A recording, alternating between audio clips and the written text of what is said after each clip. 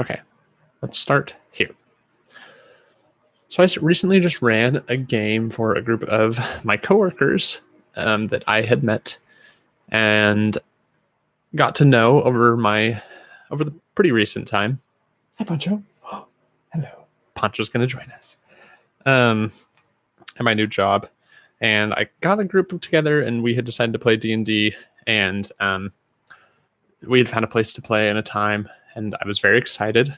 And of course, whenever you try to get any D&D started, you always have, you start with a big pool, and then it cuts down with each step. So I had people cancel, and I ended up having 5 people show up to the game night that we were going to play.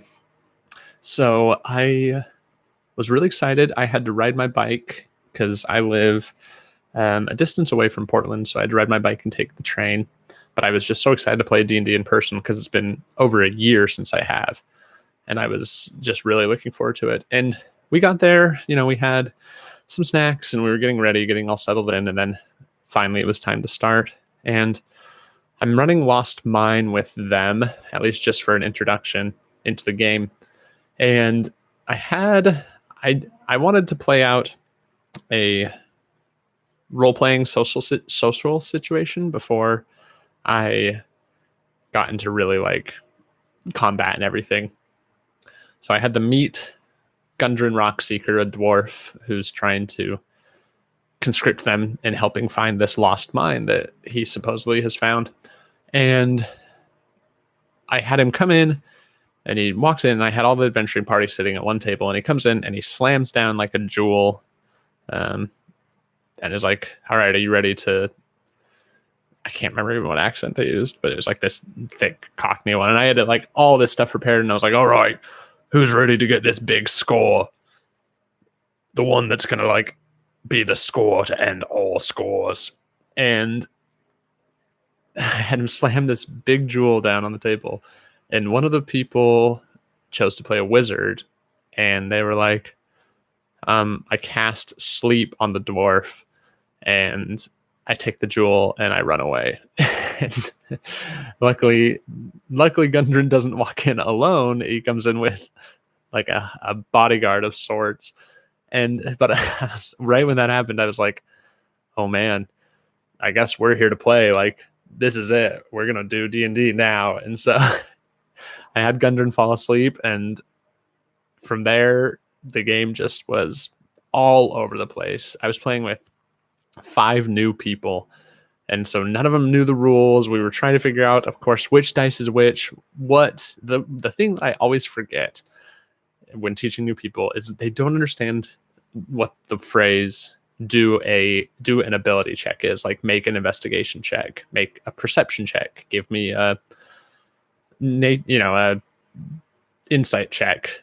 That's, they know, like, and I tried explaining, and I've been like, if I ever say the word check, that just means roll a d20. And like, basically I said, like, everything is basically a d20 unless it's damage or something else. It's essentially always a d20. And even then, it's just such a new concept to people that every time they'd be like, okay, which one am I rolling? And I always forget that. But it was still a lot of fun. I think 4 out of 5 people had fun at the table. And I think the one that didn't was just wanting to murder hobo everything, not talk or do anything like that.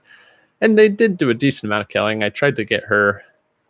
I broke some rules so she could kill some stuff. Just like I basically gave her some extra attacks and all this stuff. Because I was like, I want her experience to be, at least, I want her to feel like she did something cool. Even if she doesn't ever play the game again, I want her to remember that she did something cool. Whereas the rest of them were very much like, they snuck up and they like had a goblin, like, scimitar at the throat, and were questioning it rather than just like rushing headlong into things. It was awesome to see. So I had a really, really fun time, and I just left on this big high.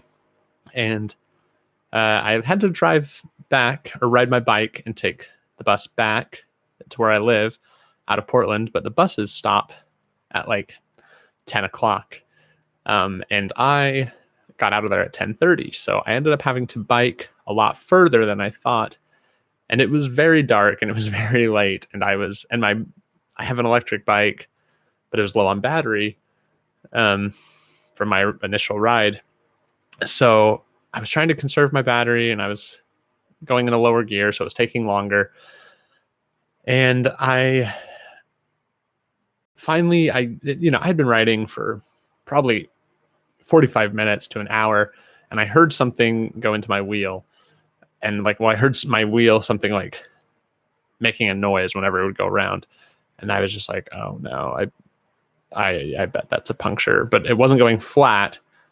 And I had a patch kit. So I was like, if it goes flat, I'll just patch it up really quick. And I had just gotten off this really long ride, and I finally found a little side street. And right when I went onto the side street, that's when all the air got released, and my tire just went 100% flat. So it's pitch black. And I tried to call my wife, but I knew she'd be asleep because it was so late at this point. And so she didn't answer. And so I called again, and she didn't answer. And so I was like, well, I'll patch it. And so I took off the tire and I tried to patch it, and the puncture was really bad. I patched one area, and then I found another hole after that. So I patched that, and then there was another hole after that. And at that point, it wasn't worth it. So I couldn't walk. I still wasn't close enough to my house to walk my bike, and the front tire was completely gone. So I walked it as far as I could to a side street that looked like there was good lighting on it. And I tried to find an Uber or a Lyft, and it was essentially, I left at 10:30, and at this point it was 12:30 at night, and I was just in the middle of this neighborhood, and I'm trying to fix this tire and trying to find an Uber or Lyft, and no one is getting my request. And so I eventually just kept at it, and I kept calling Sarah. I was looking up a taxi company, and I just kind of had this feeling of just I don't know what the word is. Despondence is kind of the word, but just I didn't know what to do at that point. I felt like I had tried almost everything, and I started thinking am I going to have to leave my bike here and walk home and then come back and pick it up? That walk would have been another 2 hours to walk home, maybe an hour and a half. And so I'm thinking about this stuff, and I was like, I just need to take 3 minutes to myself and figure things out. So I sat down on the curb, and I just put my head in my hands and just sat there, and I just took some breaths and sat. And when I opened my eyes, I had my Uber app open, and originally it said there was a 19-minute wait for the next car, and it had dropped to 16 minutes, and I saw somebody was moving closer. And the 19-minute wait had been there for it had said 19 minutes for 10 to 15 minutes. So I was like, no one's coming. It just gave somebody this, and they don't know. And then I texted her. I was like, I have a mini bike. Can it fit in your car? And they said yes. And I was like, oh my gosh. So I just sat there and I waited, and eventually it took a very long time. It took longer than 15 minutes because I was watching the map and he was going all over.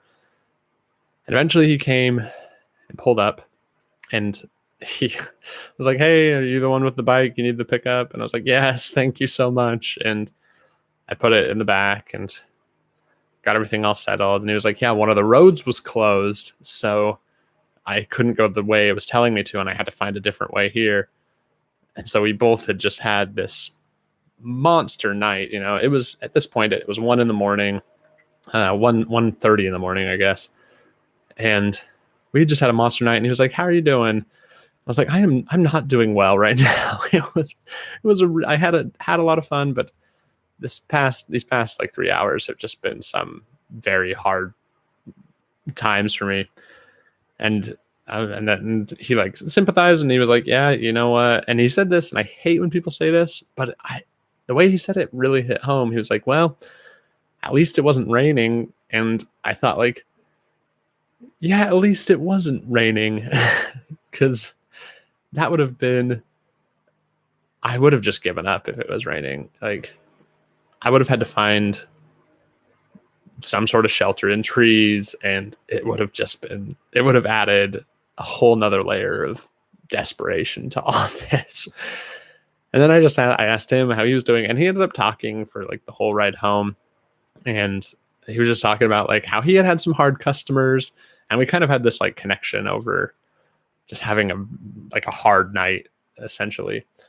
And he dropped me off, and I thanked him again, and I honestly still am so grateful that he accepted it and decided to come pick me up, because he probably could have declined it, and I would have understood anybody that would have declined it. So it means a lot to me that he did.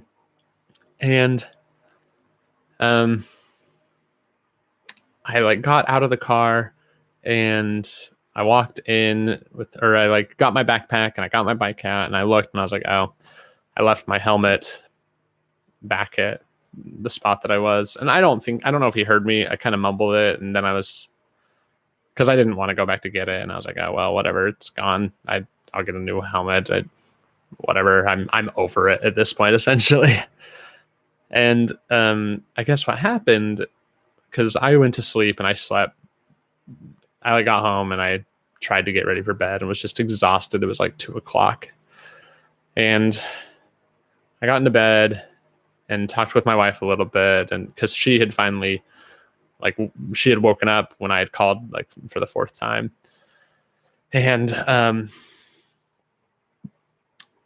I told her that I had left my helmet, and then when I woke up, she had texted me and she was like, hey, your helmet's on the front porch. And she had looked at the camera that we have on our front door, and I guess he had been gone for like 10 minutes and then driven back up and put my helmet on the front porch and left it there, which was just the sweetest, nicest thing. Like, I think a couple things that I take away from this. The first is that this is probably the less important one to me. But I just, even through all the tough things that were happening, I never thought to myself, like, I don't ever want to play D&D in Portland again.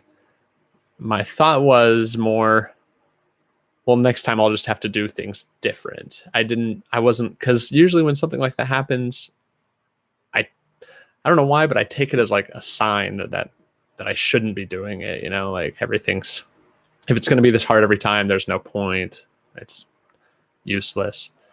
And this time I didn't really have that thought. It was more just like, yeah, this sucks, but even if this happened every time, I would still be excited to play D&D every time. And I think I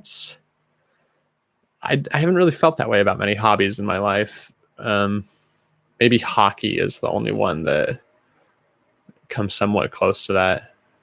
I've endured a lot to get to hockey, but not as bad as some people. But I really enjoyed playing D&D so much. And so I think that just says like how important D&D is to me right now, and how much I value it, and how much I love this game. The second thing that I think is probably the more lasting and important point is just how important human connection is in some way. I'll remember, I'm not going to say his name here, but I'll remember that Uber driver's name, Uber driver. I bet that gets said all the time. That Uber driver's name for at least a while, longer than most other people that you just randomly meet. And I think it's easy to discount people like that a lot of times. If someone's doing checkout at the grocery store, if someone's serving you food, or if someone's driving you in an Uber, it's easy to discount the people behind the service, especially when they're working for, a big corporation. And also I think our own anxiety gets in the way a lot of times, like our own self-consciousness. And I think the experience just taught me that, I wasn't trying to necessarily be overly nice or pleasant, but I was trying to I was being authentic. It was me at a low point in my life, and I wasn't trying to put on like a happy face or anything. But and he actually talked for the majority of the ride home, and it was just so nice to listen to somebody even and feel a bond, a connection in a way, and having just come from D&D, having that also. So I'd had a really good circumstances and forming what I felt like good connections, and then not so good circumstances that I had also formed a connection with. And so I think the overall takeaway for me is just the importance of trying to maintain, and I think the two go hand in hand, D&D and human connection, how D&D can be such a gateway and a pathway for connecting with others. Even through a game, we still sort of transcend, surface level relations, and we get to something deeper. And I think seeing that happen, I just wanted to share that. And thanks for sticking with me and watching.